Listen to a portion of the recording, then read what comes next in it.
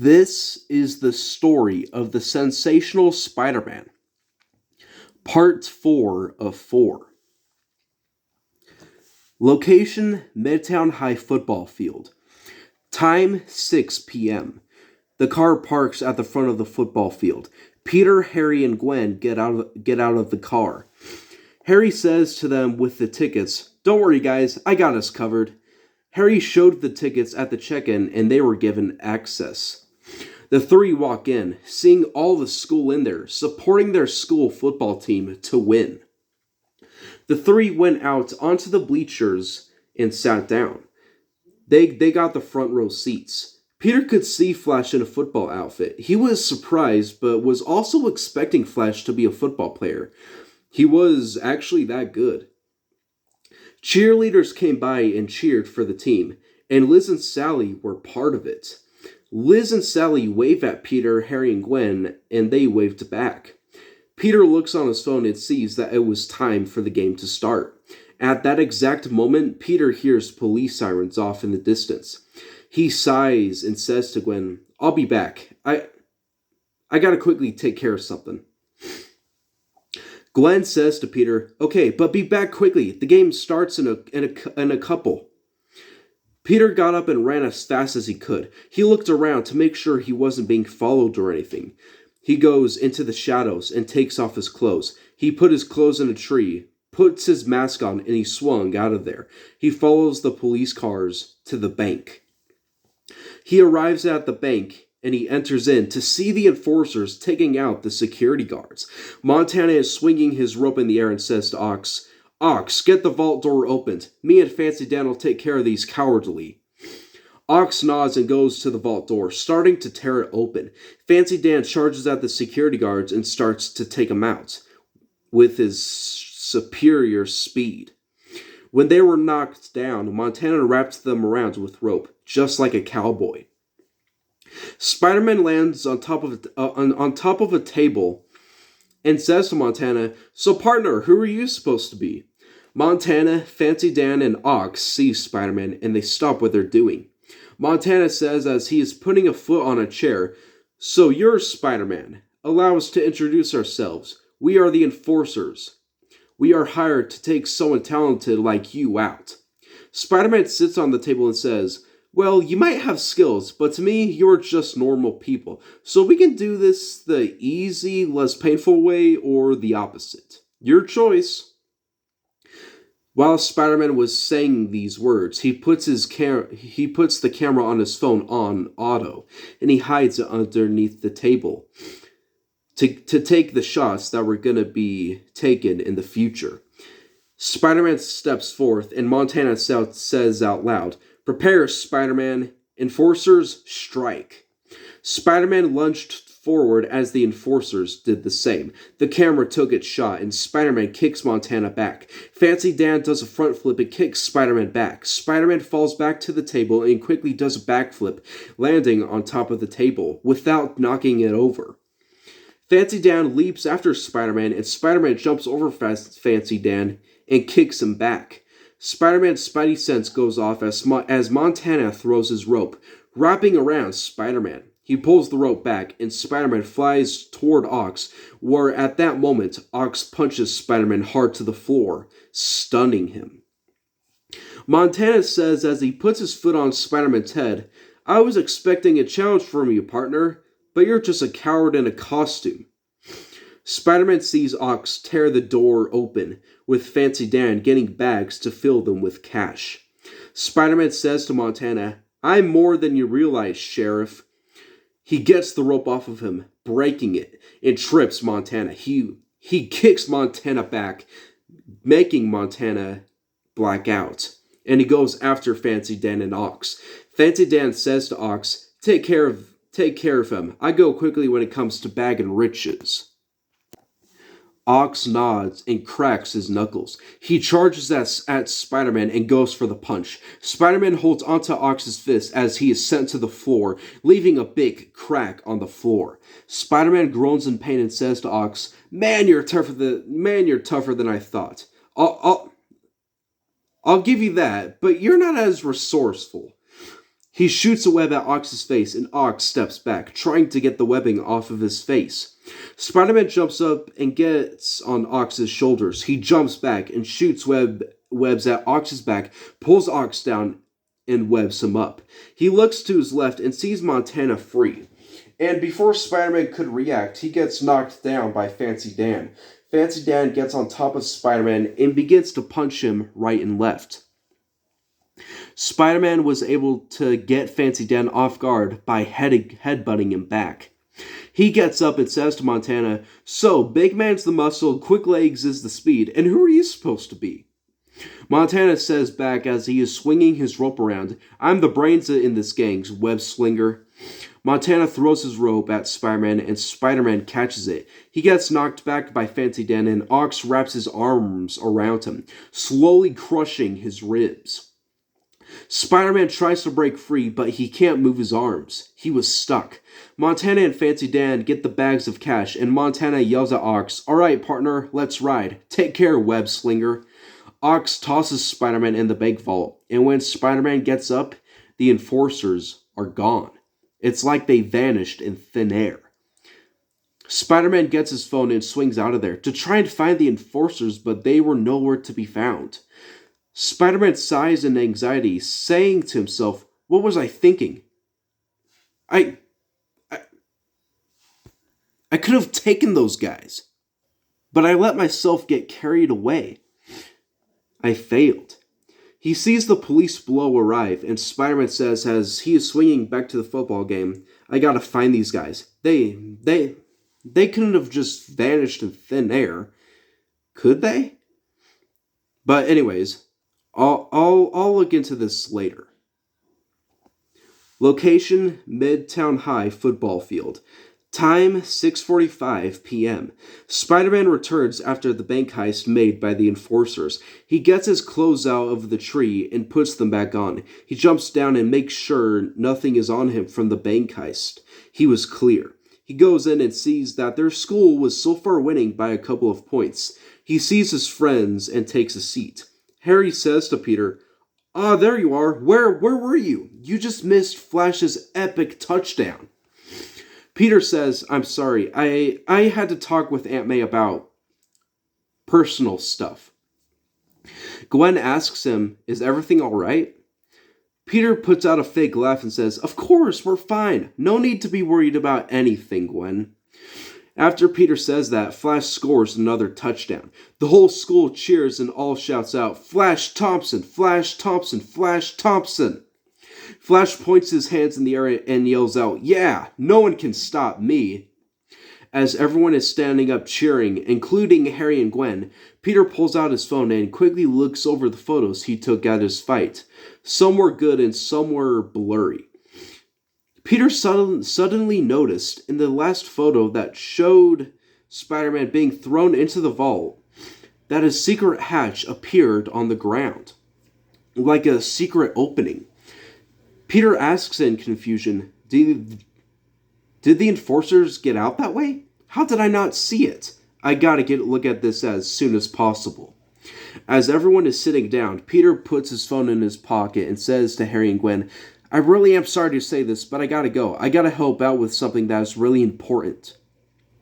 Harry says to Peter with a disappointed reaction, "But Pete, you just came back." Peter answers with a stressed look. I know, and I wish I could stay and watch the rest with you guys, but this is serious stuff that I gotta take care of." Gwen nods with a frown and says, "We understand, Peter. If it's more important than hanging out with us, then just go." Peter turns to her and holds her hand. He says, "It's not true, Gwen. Sure, this is an important thing I gotta go to now, but I promise that if I have time and this is completed sooner than expected, then I'll be back. I promise." From what Peter said, Gwen looks into his eyes with a smile on her face. She kissed Peter on the cheek and said, "You better keep that promise, Peter Parker." Peter's cheeks light up bright red, and he stands up, unsure of what just happened. He waves back at them and asks himself, "Did she just kiss me?" Does she like me? Peter didn't know what to say, but he knew that he couldn't think of his friends now. He has to stop the enforcers. Now. Location, bank. Time, 6:59 p.m. Spider-Man arrives at the scene he left minutes ago. He sneaks around the police to make sure he isn't caught or told to leave this restricted zone. He was able to get by, and he arrived at the spot where the enforcers vanished into the floor. He puts his hands on the ground and tries to feel a crack, something that tells him the spot where the trap door was.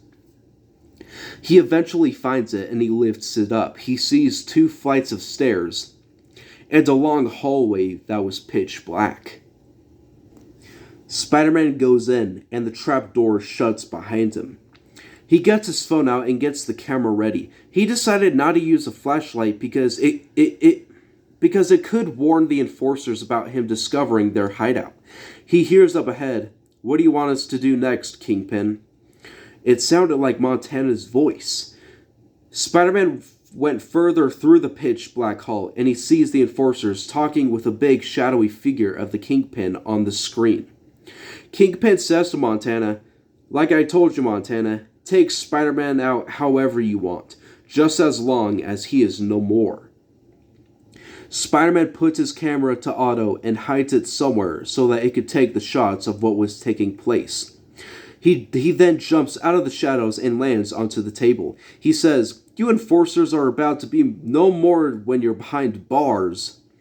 The 3 turn around, with Ox asking Montana, "How did the bug find us?" Kingpin says as he bangs on his table, "It doesn't matter, just take him out." Montana yells out, "Enforcers, strike." The 3 charge, and Spider-Man jumps over them. Montana tosses the rope at Spider-Man, and Spider-Man dodges it, shooting webs at him. Montana is unable to move. He is stuck in Spider-Man's webbing. Fancy Dan goes at Spider-Man, doing a double kick. Spider-Man squats down and does a backflip, kicking Fancy Dan on the jaw. Fancy Dan falls back, knocked out. When Spider-Man lands, Ox punches him back. Spider-Man flies back to the brick wall, and Ox charges at him. Spider-Man jumps around Ox, and he gives Ox an arm choke. Ox tries to break free, but he was unable to. He jumps back to the brick wall, and Spider-Man groans in pain. Ox grabs his arms from over his shoulders and throws Spider-Man. Spider-Man shoots out a web at Ox and launches himself at Ox, kicking Ox to the ground. Ox was knocked out. Spider-Man looks around, seeing that the enforcers were defeated. Kingpin says, "So even the most skilled men are not enough." Spider-Man looks at the screen and asks Kingpin, "Who are you supposed to be, Jigsaw or something? I don't want to play a game, you know." Kingpin scoffs in anger and annoyance, and he says to Spider-Man, "You are such an irritating thorn on my side." "Trust me, Spider-Man, one day you're gonna have to make a choice. Continue life as the city's protector, or be a threat no more. The choice is yours until that time comes. Farewell, Spider-Man." Kingpin ended the call, and Spider-Man was all alone with the defeated enforcers. Spider-Man rubbed his aching back and said, "That was actually a little bit rough, but I got it." He went over to his phone and checked the photos, as he is letting the police know about his discovery. Justice was indeed served. Captain Stacy was there, and he told Spider-Man, "At first, I thought you were just in it for the fame. But now, I see that you're wanting to help us. You have my gratitude, Spider-Man." Spider-Man says, "Thanks, sir. I'll let you take these enforcers away, because they can for sure use some enforcement." Spider-Man swings away from the area, and he sees the time on his phone. He says, "There's still time to hang out with Gwen and Harry. I gotta see how the game's going." Location, Midtown High football field. Time, 7:20 p.m. Halftime has just ended. The 2 teams are entering back into the football field. As Harry and Gwen are sitting back down with some drinks and snacks, Peter comes in and asks, "Could I join you?" Harry and Gwen see him with surprise. with Harry saying, "Sure thing, Pete, take a seat." Peter sits between Harry and Gwen, and he looks at Gwen, who is very happy to see him. She asks him, "I thought there was something much more important than this." Peter smiles as he is pulling out his phone, showing him sending his photos of Spider-Man fighting the Enforcers to a man named Robbie Robertson. Gwen sees those and asks him, "Are those photos of Spider-Man? Where did you get those?"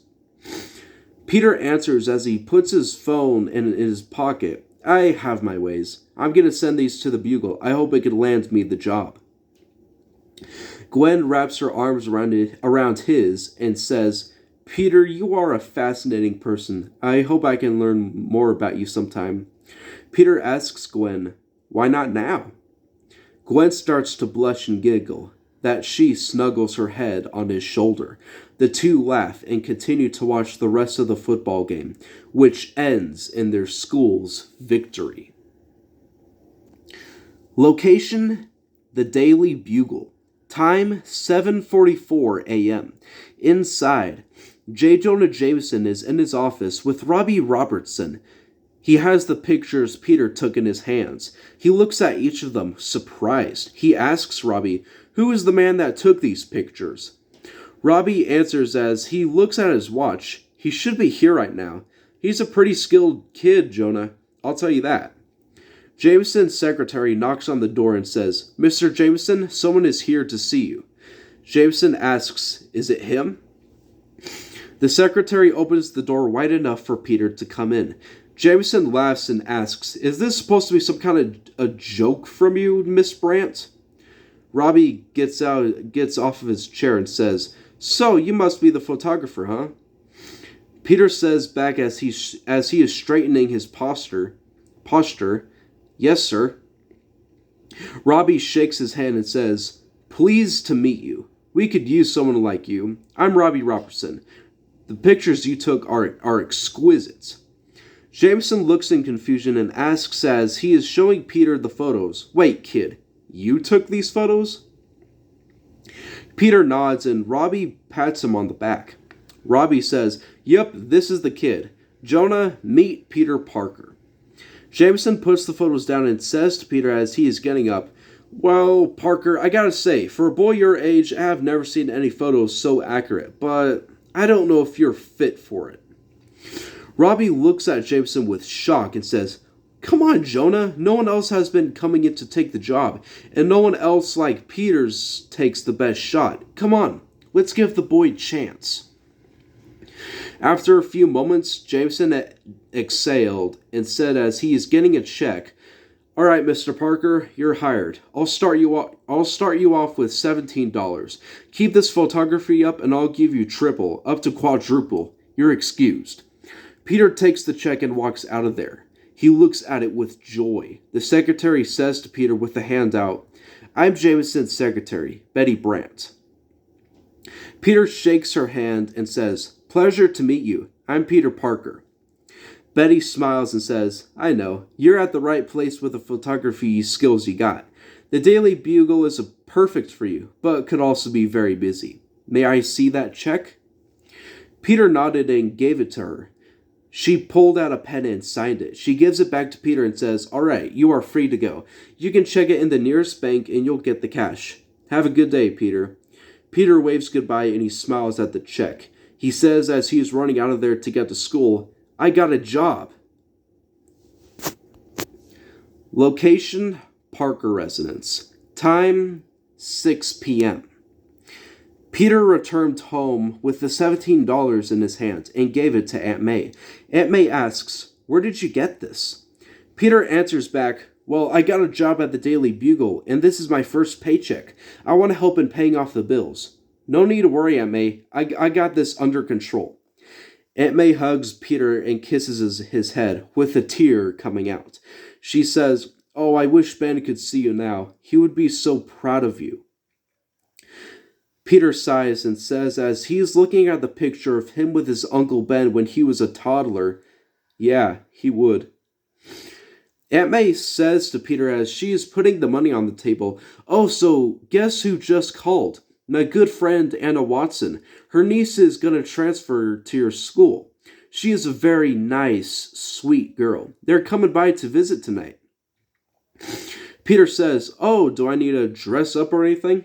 Aunt May laughs and says, "Oh, Peter, I don't see the point of it.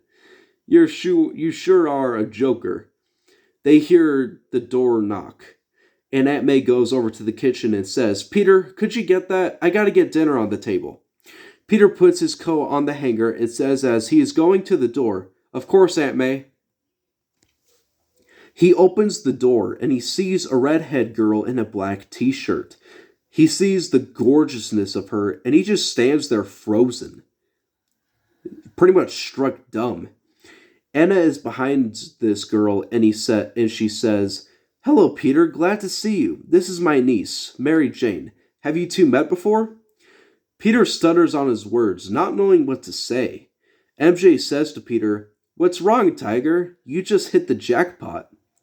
Aunt May arrives at the door and Peter comes back to his senses. He opens the door for Anna and MJ to come in, and Aunt May greets them. Before Peter could close the door, the police sirens went off. He says to Aunt May as he is getting his jacket, "Aunt May, I really hate to leave, but the Bugle wants me over there ASAP. I'll be back soon."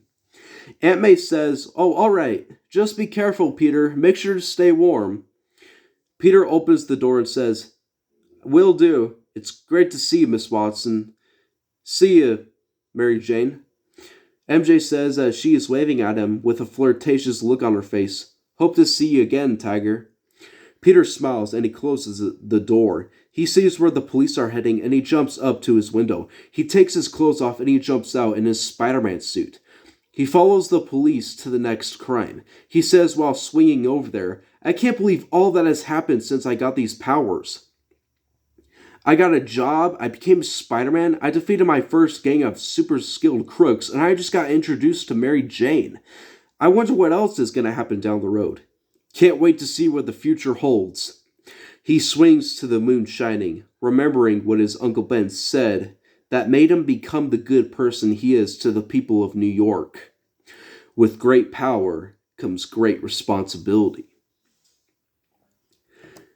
This is how the first part of the Sensational Spider-Man story would end.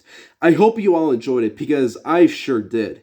If you have any opinions on what you thought of the story, let me know. I really am looking forward to showing you the second part of Spider-Man's legacy.